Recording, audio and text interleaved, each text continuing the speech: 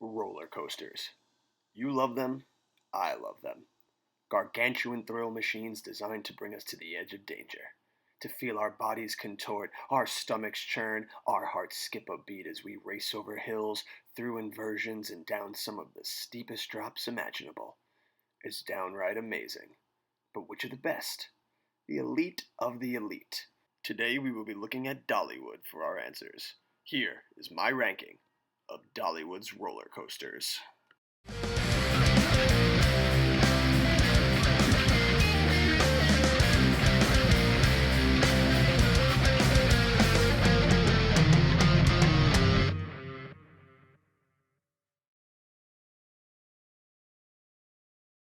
Blazing Fury is easily the silliest coaster I've had the luxury of riding.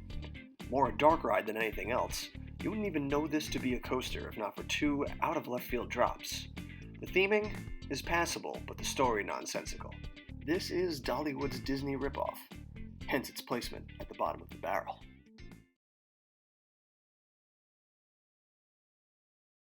Tennessee Tornado is by far the best arrow looper I've ridden. Less painful than Corkscrew and smoother than Viper. The only downside to this looping bad boy is duration. It's annoyingly short, but its fun first drop and smooth, forceful loops more than make up for its shortcomings. However, the thrill excitement to these types of rides has diminished as new coaster technology has effectively neutered these once looping monsters. Fire Chaser Express is a fun family coaster by Gerstlauer that caught me totally by surprise, with a smooth, fun layout and a backwards launch section.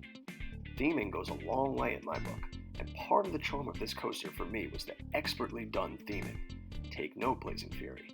From the wonderfully rendered landscaping to the watchtowers, all the way to the fireworks section of the ride, everything flowed wonderfully, and I couldn't have enjoyed myself more.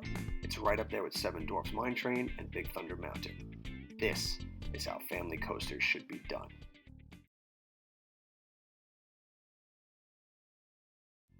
The old Mystery Mine was the first Eurofighter I ever rode, and it did not disappoint. A bonkers dark section and some insane hang time on the last inversion made this one of the funnest rides of the trip. Theming once again plays a huge part in building the aura of this coaster, with an animatronic vulture near the ride's entrance to warn of the dangers ahead. It was at this point of the trip I safely decided that Dollywood had the best theming in any park outside of Disney World. New for 2019, the Dragonflyer is a family suspended coaster by Vekoma, who's a very hit-or-miss company for me, with them mostly being known for their shitty boomerangs and barbaric SLCs. But I can safely say one area where they hit their mark is family coasters, and this one may take the cake as the best of the bunch.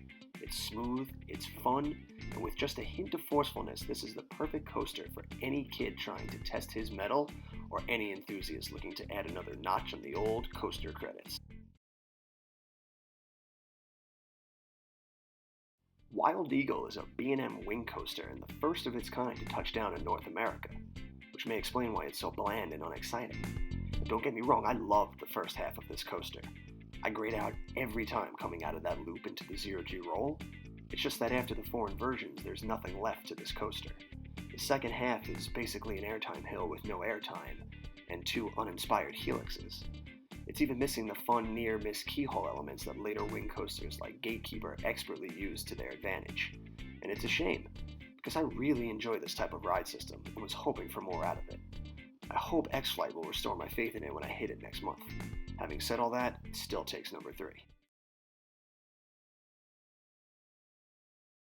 Thunderhead, Thunderhead, Thunderhead. God, does this ride slap. If I hadn't ridden Mystic Timbers a month earlier, this would easily be my favorite GCI. It's fast, with a twisted layout, great laterals, and the first coaster I've ever been on that sped through the fucking station. This ride is awesome, and if you haven't ridden it, you need to get your ass to Dollywood immediately, because this ride is what all wooden coasters in the modern era should ascribe to be like. Was there ever any doubt? Lightning Rod may just be the mecca in terms of coaster ability. It's insanely fast, forceful as hell, and never once lets up until you've hit the brake run. This ride is as legit as they come. Just look at the lady in the front row when it hits the brake run. She's holding on to her headrest for dear life. That's how much this ride slaps. And I'll admit it, when I first rode it in the day, I liked it, but I wasn't in love. I didn't think it was the masterpiece you all claimed it was.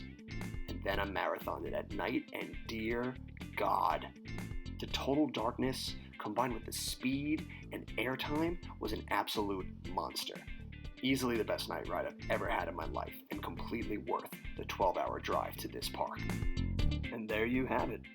Be sure to comment below your thoughts on my rankings, as well as your own rankings for this beautiful park. And be sure to like and subscribe to my channel for more coaster nonsense in the future. Until next time, adventure on.